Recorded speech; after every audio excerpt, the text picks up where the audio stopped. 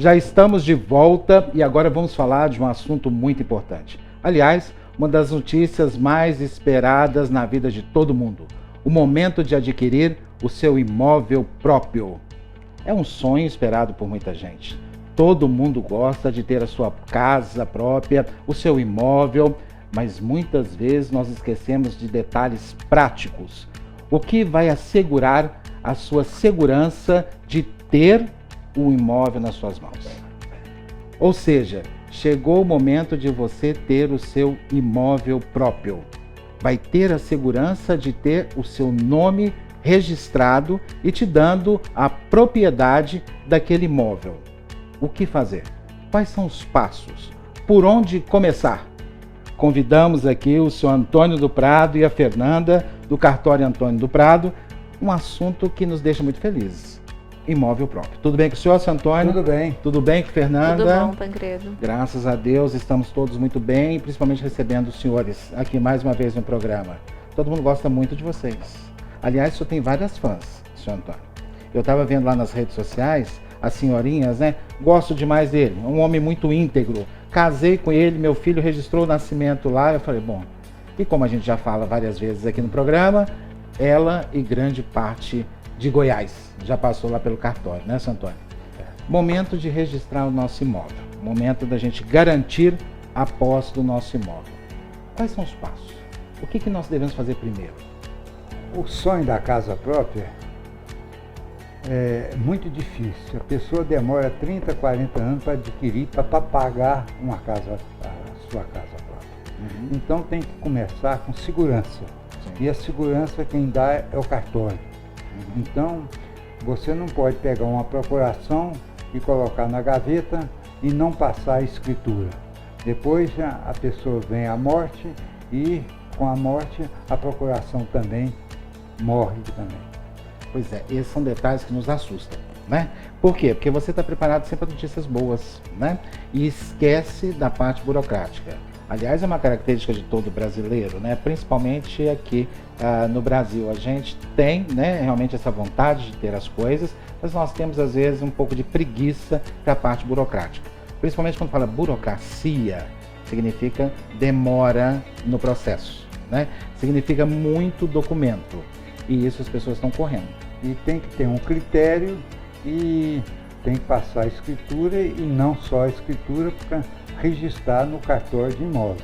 Já tem aquele velho ditado do tempo da vovó. Quem não registra não é dono. É por aí, Fernanda? Isso mesmo. O nosso Código Civil, Tancredo, ele prevê a consolidação da propriedade com o registro. Então não adianta só lavrar a escritura de compra e venda. Tem que finalizar, concretizar essa negociação com o registro imobiliário. Vamos por partes. Acabei de adquirir uma casa agora, financiada pelo banco. Então eu não sou dono dessa casa, porque eu vou ter que pagar o banco, né, que está ali pagando as prestações da casa, né? Aliás, ao invés de eu dever para o dono da casa, estou devendo para o banco, porque o financiamento foi feito no banco. Então eu só posso fazer o registro. O dono da casa, no momento, é o banco, né? Exatamente. O dono dessa casa é o banco. Tá, então não posso fazer registro nenhum, não posso fazer nada. Eu só tenho compra e venda da casa, então não posso fazer nada. Nesse caso, Tancredo, as instituições financeiras, elas possuem duas opções. Você pode fazer o contrato de compra e venda ou a escritura de compra e venda da forma pública, com alienação fiduciária, né, feita em cartório, e registra, normalmente. E a segunda opção, que é a mais utilizada, é o contrato particular de compra e venda com alienação fiduciária. E esse contrato, né, das instituições financeiras, ele já possui força de escritura. Então, o ordenamento jurídico já prevê essa possibilidade e esse contrato será levado a registro. É muito importante lembrar que após a quitação desse débito, não há necessidade de lavrar uma outra escritura. É apenas averbar a quitação junto ao cartório de registro de imóveis. Porque se houve financiamento, né, foi feito perante a instituição financeira, aquele contrato com alienação foi registrado na época, ele tem força de escritura.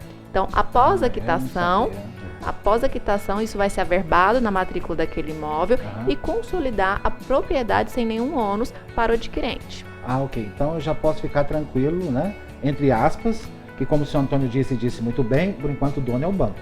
Né? Isso. Então, depois que paga aquilo ali, Que conclui. é que você vai ser dono. É mais ou menos tipo financiamento de carro, acredito A mesma eu, né? coisa, isso mesmo. É porque depois que quita, né? Aí já a pessoa automaticamente já passa a ser a dona.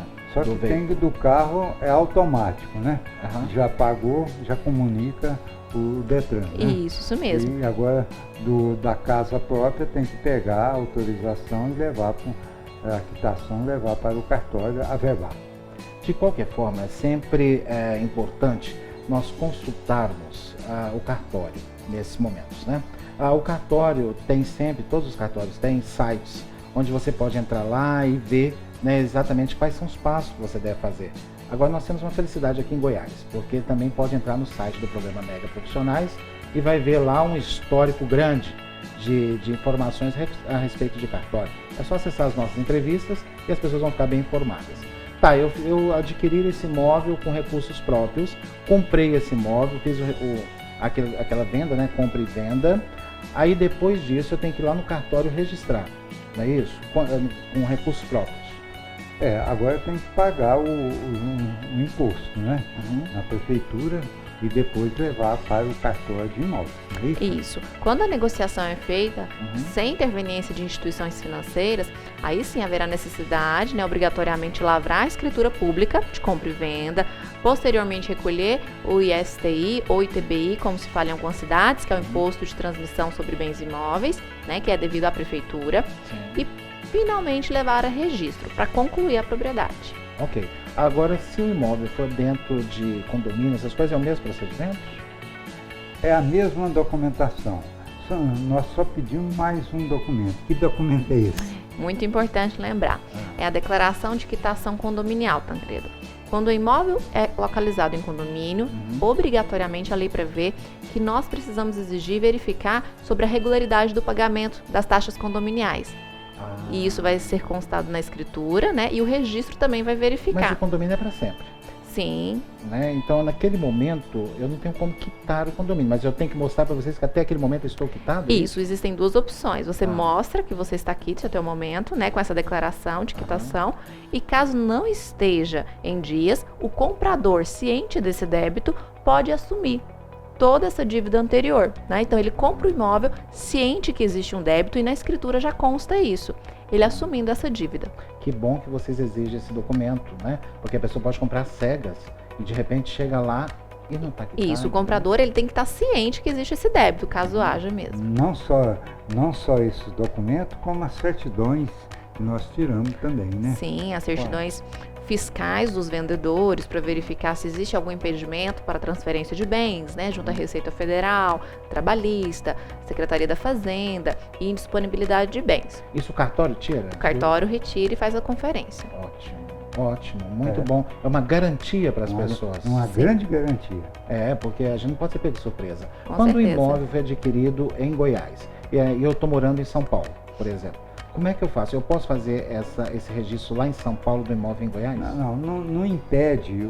A escritura você pode fazer na sua residência, em qualquer lugar. Agora, para registrar, Fernanda, aonde que ele registra? O registro, Tancredo, somente na comarca onde estiver situado o imóvel. Ou seja, lavrar a escritura, Goiânia, no caso, isso mesmo, lavrar a escritura pode ser em qualquer cartório do Brasil, mas o registro só poderá ser efetuado onde consta a matrícula daquele imóvel, que é na localidade, ou seja, na cidade onde ele está situado. Ok. Bom, aí tem que se deslocar para Goiânia e fazer, não pode fazer por correio nem por telefone, nem pela internet. A cidade de turismo, por exemplo, Caldas Novas, faz a escritura aqui e registra em Caldas Novas. Olha aí. Muito prático, como sempre, né? Muito instrutivo e isso é muito importante. Tem alguma dica rápida que o senhor pode dar para quem adquiriu o imóvel para não ter nenhum problema e que não deve deixar de fazer de forma alguma, fora essa questão do registro que nós já citamos? É o contrato de gaveta muito perigoso. Muito perigoso, né? Nunca deixar em contratos, nem com procurações e sempre, antes de concretizar pagamento, verificar a certidão de matrícula desse imóvel, para comprovar se realmente está em nome daquela pessoa que está te vendendo ou se consta algum outro impedimento. Certo, o contrato de gaveta ele tem validade? Exemplo, fiz um contrato de gaveta há 15 anos, não fiz o registro, posso fazer agora? Você pode verificar judicialmente, caso você não encontre, né, os proprietários que te venderam, a possibilidade dessa adjudicação, né, de conseguir um alvará para transferência desse imóvel para você. Porque esse contrato particular, ele não vai servir para transferência plena da propriedade. Então, seria essa situação ou, em último caso, o uso capião. Vocês estão achando, gente, que isso não acontece? Acontece muito, tá? Principalmente na área rural, em pessoas da mesma família, que adquirem o imóvel, né? E deixam ali, às vezes até compram de familiares e deixam ali, não, minha familiar não vai ter problema. Tancredo, nós falamos em procuração, mas tem uma procuração que chama em causa própria, que ela não morre, não. Qual é essa procuração? Isso. Nós temos a escritura pública de procuração em causa própria, que diferente da procuração convencional, aquela comum, ela não perde eficácia com o falecimento do outorgante. Porém, essa escritura pública de procuração em causa própria, ela segue os mesmos requisitos, inclusive o valor dela, né, é o mesmo de uma escritura de compra e venda. Então, quando a pessoa vai adquirir o imóvel e realmente não tem intenção de passar para terceiros, vai registrar em nome dela mesmo, o ideal é já fazer a compra e venda. Essa escritura de procuração em causa própria é utilizada em situações em que eu provavelmente vá passar esse imóvel para o nome de outra pessoa e não tenho certeza que vou ficar com esse imóvel definitivamente. Sim. Ok. Bom, cada caso é um caso e cada caso particular deve ser consultado. Por isso nós temos pessoas bem informadas e também à disposição nossa para qualquer informação imediata. Muito obrigado, senhor Antônio. Muito obrigado, Fernanda. É sempre bom revê-los aqui no programa. E daqui a pouquinho nós voltamos com o Espaço Pet. Eu, se fosse você, claro, não sairia daí. Eu volto já já, depois do nosso intervalo.